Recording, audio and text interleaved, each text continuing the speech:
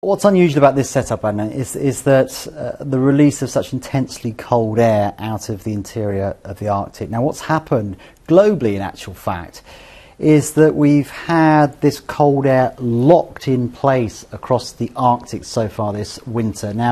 Now usually you get sort of perturbations in the jet stream which help to distribute that cold and sort of water it down a little bit, if you like.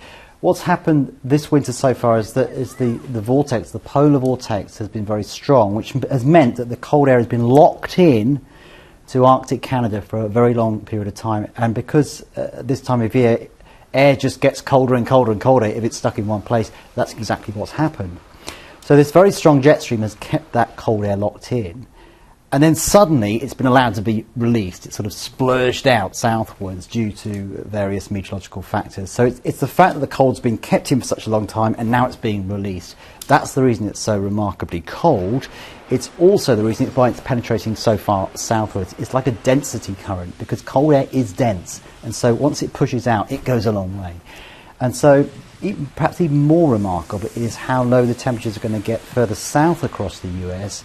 Down as far as the Panhandle, we're talking about highs through Tuesday of around 0.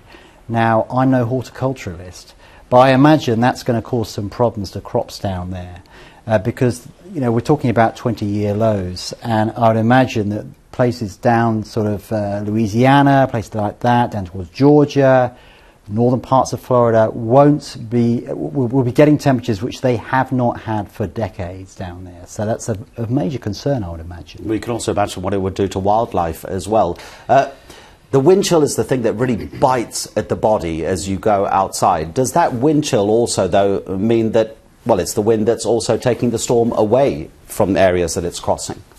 Yeah, I mean, it's not going to last that long. It's a quick shot.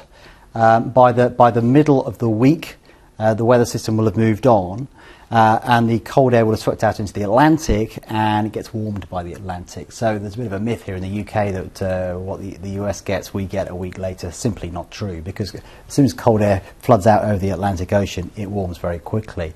But just a footnote on the UK, as I explained earlier on about this vortex and the fact that the cold air has been locked in, that's very much related to what's been happening in the UK and parts of Europe with the very, very strong winds, a strong jet stream. It's all part of the same machine. We've had this very, very strong vortex going around the world, and that's what's giving the UK and parts of northern Europe this sustained period of very wet and windy weather. It's all joined up, Adnan.